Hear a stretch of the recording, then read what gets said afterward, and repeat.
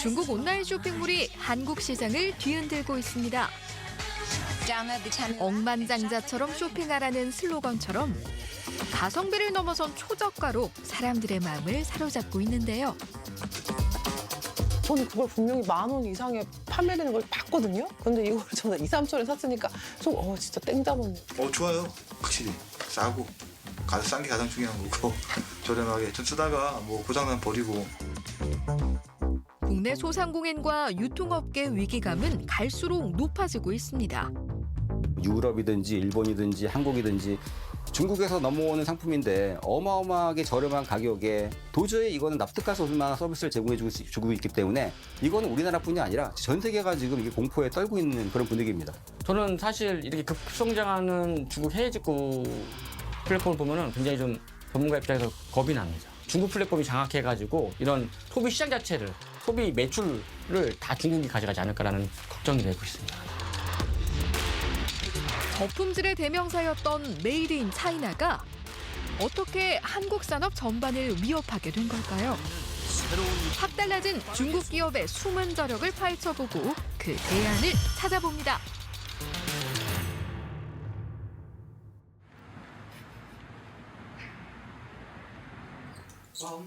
새 아이를 키우는 주부 전윤희 씨. 최근 중국 온라인 쇼핑몰에 푹 빠졌습니다. 주로 아이들 장난감이나 미용 제품을 구매하는데요. 이게 립스틱 이것도 한 1,000원인가 얼마 사고 이것도 해서 2,000원? 그러니까 이게 뭐 갈사 마사지라고 이렇게 막 미용에 좋은 거 얼굴 이렇게 하는 건데 이거 다 해서 5,000원 정도밖에 안 돼요. 이거 누가 사용해요? 둘째가 사용하고 있어요. 아, 둘째가. 둘째도 알리를 정말 좋아하거든요. 아, 가성비 좋은 게 많아서 화장품도 싼 게 되게 많더라고요. 그래서 많이 사달라고.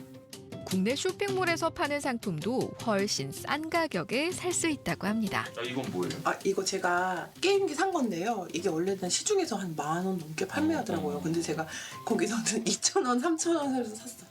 2, 3천 원. 네, 아이가 이거 사고 싶다고 해가지고 샀는데 고장도 안 나고 괜찮더라고요. 똑같은 제품인데 굳이 더 비싸게 살 이유가 없었습니다. 이제 아이가 뭘 사달라고 하면 여기부터 들어가 봐요. 왜냐면 이게 또 시중에는 더 비싸게 팔더라고요. 근데 이걸 저는 2, 3천원에 샀으니까 좀 진짜 땡 잡았네. 왜냐면 아이한테 10,000원의 물건을 사주는데 이건 하나밖에 못 사주면 10,000원으로 아까 알리에서는 여러 개 사줄 수 있으니까 그냥 되게 좋은 것 같아요. 남편인 최경일 씨도 취미용품 대부분을 중국 쇼핑 앱으로 구입합니다. 자동차 동호회 카페 같은 데서 그거 많이 사더라고요. 거기서 그걸 보고 이제 저도 이제 구입을 하게 된 거죠. 써보시니까 어때요? 좋아요. 확실히 싸고 싼 게 가장 중요한 거고 저렴하게 좀 쓰다가 뭐 고장나면 버리고 그렇게 우선 저렴하니까. 중국 직구에 빠진 건 전윤희 씨 부부만의 얘기는 아닙니다. 요즘 유튜브에선 중국 온라인 쇼핑몰에서 산 제품들을 소개하는 영상이 인기인데요. 이런 콘텐츠를 지칭하는 알리깡, 태무깡 같은 신조어까지 생겼을 정도입니다. 중국 쇼핑 앱은 국내 소비자들의 마음을 빠르게 사로잡고 있습니다. 올해 2월 국내 알리 앱 사용자 수는 818만 명. 지난해 같은 달 대비 2배 넘게 증가했습니다. 작년 7월 한국 서비스를 시작한 테무는 올해 2월 581만 명을 기록했는데요. 불과 반년 만에 10배 이상 급증했습니다. 중국계 패션몰 앱 쉬인도 1년 만에 이용자 수가 5배가량 늘어났습니다. 국내 대형 쇼핑몰과 비교해봐도 전혀 밀리지 않는데요. 지난 2월 기준 알리는 국내 쇼핑몰 앱 사용자 순위 2위, 테무는 4위에 올랐습니다. 초고속 성장의 비결은 역시 가격 경쟁력입니다. 똑같은 디자인의 핸드폰 케이스.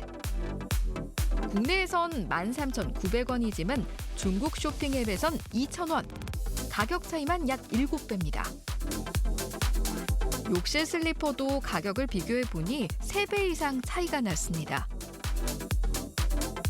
중국 쇼핑몰에선 그 밖에도 여러 생활 잡화와 의류를 저렴한 가격에 판매 중인데요. 1,000원 미만의 상품도 심심치 않게 눈에 띕니다. 어떻게 이런 일이 가능한 걸까요? 우리나라에 있는 공산품들 있잖아요. 그런 건 대부분 다 중국 공장에서 만들어서 가지고 옵니다. 아예 그냥 공장이 브랜드가 없는 제품을 한국 소비자한테 직접 가지고 거래를 하는 거예요. 그러면 지금 기존에 거래하던 제품들은 중간상들이 있었잖아요. 그럼 이분들 때문에 이런 단계들 때문에 마진이 붙으면서 가격이 올라갔는데 이게 한 번에 쑥 사라지고 원가로 공장독 가격으로 한국에 공략을 하게 되는 거죠. 코로나19 이후 국내 경제는 줄곧 고물가 고금리로 침체돼 왔습니다. 소비자들은 그 어느 때보다 가격에 민감할 수밖에 없는 상황입니다. 이 후드티가 쿠팡에 가니까 25,000원이야. 근데 알리에는 5,000원에 팔어. 똑같은 거야. 이거 어떻게 된 거지? 이거 소비자만 내가 봉인가? 그러니까 지금 대외적으로 일단 인플레이션이 심해졌고 물가는 오르고 내 월급은 안 오르고 근데 내가 쿠팡이나 시중 갔는데 똑같은 제품이 올라있고 그럼 일로 가야지. 이제 그렇게 시작이 된 거라고요. 해외 직구 상품은 배송이 느리다는 것도 이젠 옛말입니다. 대부분의 상품이 일주일 배송을 약속하고 있었는데요. 실제로 제작진이 주문해본 결과 물건 도착까지 대체로 5일에서 7일. 빠르면 3일 안에 오는 제품도 있었습니다. 항공 배송 비중을 늘리고 통합 물류센터를 확장한 덕분입니다. 옌타이하고 AIC라는 그 두 군데는 바로 이 인천항공하고 평택항에서 12시간에서 13시간밖에 안 걸리거든요. 풀품목센터라는 3만 평 정도 되는 엄청난 규모의 물류센터를 그 AIC에다가 거기다가 지어놓고 미리 한국 사람들이 살만한 상품들을 거기다가 다 갖다 놓고 주문이 들어오자마자 이제 거기 있는 상품들을 꺼내가지고 합배송을 하는 거예요. 합쳐가지고. 인공지능과 빅데이터의 역할도 컸습니다. 제품 수요를 정확하게 예측해 물류센터에 재고가 쌓이지 않도록 한 건데요. 배송기간 단축뿐 아니라 비용도 확 낮출 수 있었습니다. 중국 온라인 쇼핑몰의 놀라운 점은 여기서 끝이 아닙니다.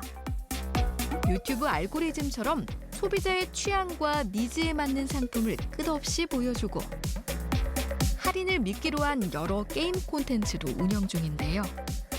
소비자들의 눈길을 보다 오랫동안 묶어두려는 전략입니다. 일반적으로 우리가 지금 검색을 하다가 내가 원하는 것만 목적 구매를 하고 빠져나가지 않습니까? 근데 여기는 그럴 수가 없는 게 그걸 갖다 하나 보게 되면은 계속 올라가요. 계속 올라가면서 유튜브를 보는 것처럼 이 사람이 좋아할 만한 것들을 계속 거기다가 보여준다는 거죠. 그게 가장 이제 요즘에 무섭게 바뀌고 있는 그런 쇼핑 트렌드고, 근데 그걸 또 게임하고도 접목을 시키거든요. 디즈니랜드하고 코스트코를 결합시킨 거라 그러거든요. 진짜 가장 싼 상품들을 가장 오락을 하면서 재밌게 쇼핑할 수 있게 만드는 것, 그게 이제 목표라고도 볼 수 있는 거죠. 자연스레 해외 온라인 직구 시장도 커지고 있습니다. 지난해 온라인 직구 거래액은 약 6조 7천억 원. 전년 대비 30%가량 증가했는데요. 특히 중국 직구 거래액이 지난해보다 무려 121% 급증. 전체 규모의 절반에 육박했습니다. 매년 1등을 차지했던 미국을 단숨에 넘어섰습니다. 아직까지 제주 그만큼 관련 소비자 피해도 늘고 있는데요. 많이 중국 쇼핑 앱을 꾸준히 이용해온 이설아 씨. 지난해 12월엔 14만 원의 태블릿 PC를 구매했는데요. 하지만 도착한 건 진품이 아니었습니다. 열었을 때 뭐 설명서가 있긴 하지만 얘도 뭐 샤오미 패드라는 느낌은 전혀 없고 브랜드가 없는 것 회사 같아요. 이름이 없나요? 네, 회사 이름이 어디에도 없어가지고 네, 회사 태블릿 이름. 만든 회사 이름이 없네요. 아예. 네, 맞아요. 뭐가 없고. 지금 보시다시피 이게 지금 최대 밝기예요. 아 이게요? 네. 그래가지고 거의 음악 듣는 용으로만 사용하는 이유가 화질도 안 좋지만 이런 뭐 액정 자체가 이렇게 좋은 걸 사용하지 않았기 때문에 이렇게 빛 반사도 심하고 어두운 거겠죠. 뒤늦게 확인해봤지만 판매자는 이미 상품 페이지를 내리고 잠적한 상태였습니다. 더 할인해가지고 결국 환불도 받지 못했습니다. 금액은 148,000원에. 네, 이렇게 구매를 했습니다. 역시나 중국 플랫폼은 좀 좀 이런 위험 부담이 있구나라는 생각이었고요. 다시는 그 10만 원 이상 가는 좀 제품들은 안 사야 되겠다는 생각을 했어요. 차량용으로 뭐 광택기나 이런 것도 샀었거든요. 근데 기스 다 나고 그래서 확실히 리스크가 적은 제품들만 이제 구매할 거는 확실해요. 이런 건 다시는 안 살 거예요. 지난해 한 소비자 단체에 접수된 알리앱 이용 불만은 465건. 피해 유형을 살펴보면 배송 지연이나 오배송 같은 계약 불이행이 가장 많았는데요. 이어서 계약 해지 관련이 30.8%, 품질 불만이 17.6%로 나타났습니다. 고객센터라는 거하고 아예 연락이 원활하지 않는 것이 일단은 가장 큰 문제이고, 이게 그 다음 단계로 넘어가야 되는데 그 소통되지 않는 것들이 계속 지속되면서 소비자들이 그런 그 불만에 대한 처리를 받지 못하는 것들이 지금 좀 큰 문제로 지금 지적이 되고 있습니다. 중국 쇼핑 앱은 법적인 제재가 쉽지 않습니다. 그러다 보니 국내에서 판매가 금지되거나 제한된 물품도 버젓이 팔리는데요. 담배를 만들 수 있는 키트부터 검증 안 된 건강기능식품까지 누구나 살 수 있습니다. 인터넷상에선 중국 쇼핑 앱에서 산 충전기나 배터리가 불이 났다는 글도 종종 볼 수 있습니다. 해외 사업자들이 국내 소비자들을 대상으로 해서 문제를 발생시키거나 피해가 발생해도 그 사업자를 직접적으로 뭔가 처벌할 수 있는 법적 근거가 없는 부분들이 가장 큰 문제이기 때문에 향후에는 그런 그 해외 사업자들을 규율할 수 있는 그런 법적 근거를 만드는 것들이 가장 필요하다고 생각이 됩니다. 중국 온라인 쇼핑몰의 급성장이 들이운 그림자는 또 있습니다. 대전에 위치한 한 유통 판매 업체. 네. 최고입니다. 최고. 야, 뭐 쇼핑몰 같죠? 2015년부터 다양한 중국산 제품을 수입해 판매 중인데요. 지난해 말 갑작스럽게 위기가 찾아왔습니다. 갑자기 매출이 급감하더라고요. 왜냐하면 비싸다 이거죠. 저희는 최소 마진으로 정말 저렴한데 그 왜 비싸냐 했더니 여러 앱들을 봐라.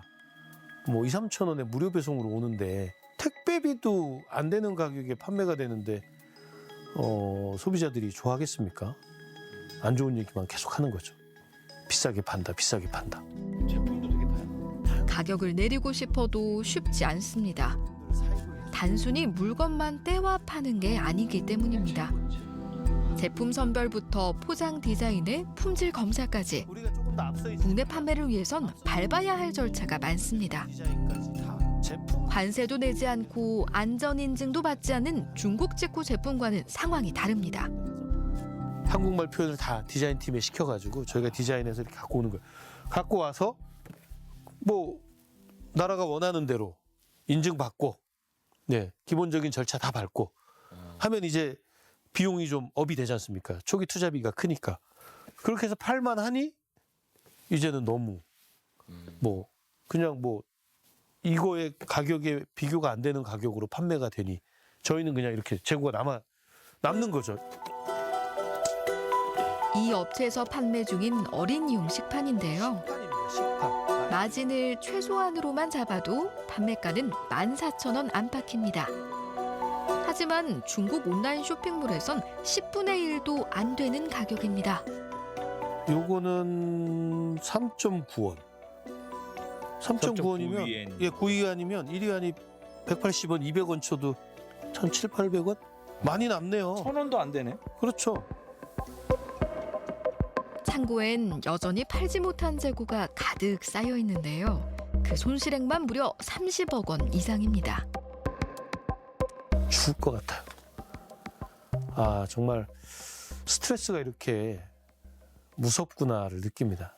잠을 못 자니까. 제품을 처리하면 재고 자산이 떨어지면 재무제표가 안 좋아지고 또 시간이 지나서 유통기한이 되면 폐기시켜야 되는데 그것도 문제고 마이너스로 팔면서 차라리 그걸로 인건비는 대체할 수 있지만 제품값은 마이너스가 되니까 이런 악순환이 계속되면 결국은 어떻게 뭐 닫아야 되지 않을까? 차라리 이렇게 마이너스가 날 것 같으면 문 닫고 그냥 딴 일 하는 게 좋은데.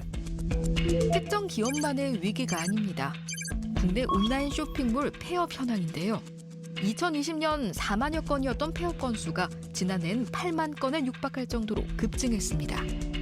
우리나라에서 가장 많은 창업이 이루어진 게 옛날에는 뭐 음식점이었다면은 최근에는 이 소매업 중에서는 온라인 셀러들이었거든요.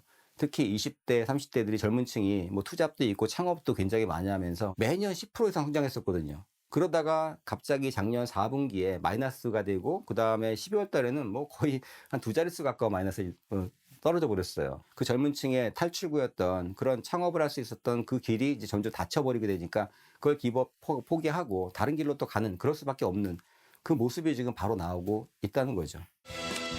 반면 중국 온라인 쇼핑몰은 국내 시장 공략에 더욱 박차를 가하고 있습니다. 지난해 10월 알리는 한국 상품 전문관을 개설했는데요. 수수료 0원이라는 파격적인 조건으로 국내 입점자를 빠르게 늘리고 있습니다. 주요 생활용품 제조사부터 대형 식품 기업들까지 입점을 마친 상황. 여기에 과일이나 채소 같은 신선식품도 팔기 시작했습니다. 전문가들은 중국 기업의 내수 시장 장악력이 점차 커질 것으로 전망합니다. 공산품만 판다고 하는 거는 공산품 카테고리에 대한 고객들만 이제 오게 되거든요. 근데 이 공산품이 만약에 이제 가공식품, 신선식품으로 확대해버리면은 이제 종합 쇼핑몰로 커져버립니다.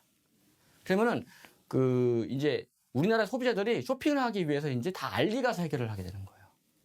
그렇게 돼버리면 현재는 이제 공산품 관련된 기업들만 영향을 받겠지만 나중 되면은 확대되면은 이제 가공식품, 뭐 신선식품 관련된 업종까지도 다 연관이 될 것 같아요. 단가를 맞추기 위해서 결국 중국에서 또 제조를 해야 돼요. 그러면 우리나라의 제조의 라인이 무너지고 붕괴가 되면 점점 더 중국에 더 의존할 수밖에 없는 구조로 또 갈 수밖에 없는. 그러니까 이런 그림이 더 심화될 가능성이 높아 보인다. 그래서 이거를 단순히 소비자 측면에서 보는 것도 중요하지만 지금 우리가 조금 더 조금 앞으로 몇 년 후를 좀 바라보는 게 매우 중요하다라고 생각이 듭니다. 이에 지난달 대책 마련을 위한 세미나가 열리기도 했는데요.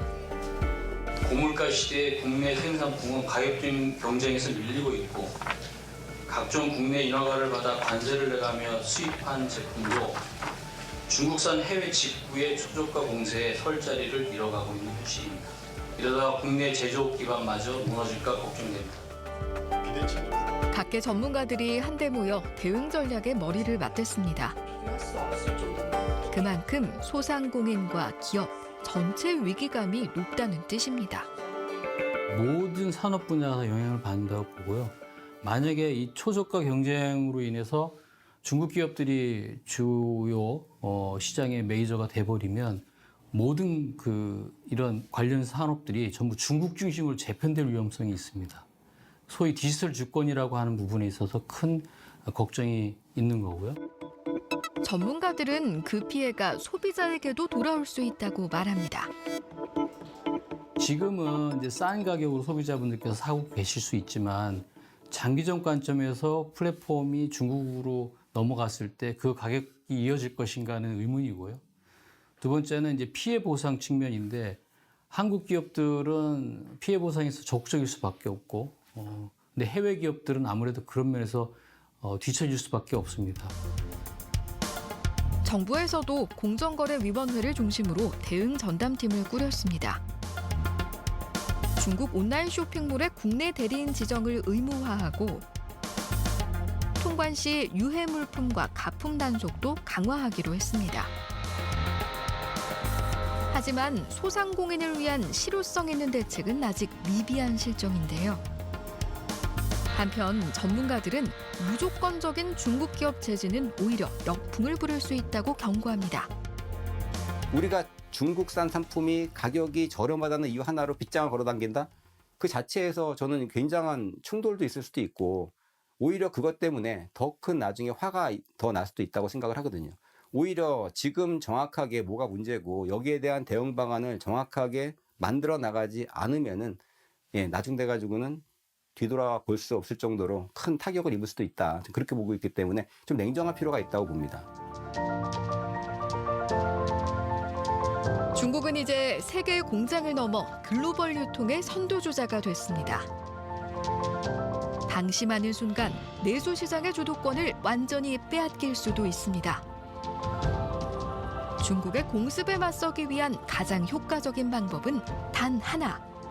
바로 우리나라만의 독자적인 K 경쟁력을 갖추는 것입니다. AI와 빅데이터가 붙고 있고, 그다음에 지금 여러 글로벌하게 우려하는 메이드 인 차이나에 대한 걱정 부분 누구보다 그들이 알고 있기 때문에 계속 작업을 할 겁니다. 그렇기 때문에 변화된 메이드 인 차이나와 글로벌 경제의 어려움이 맞물리면 우리가 생각하는 것보다 더 빠르게 한국도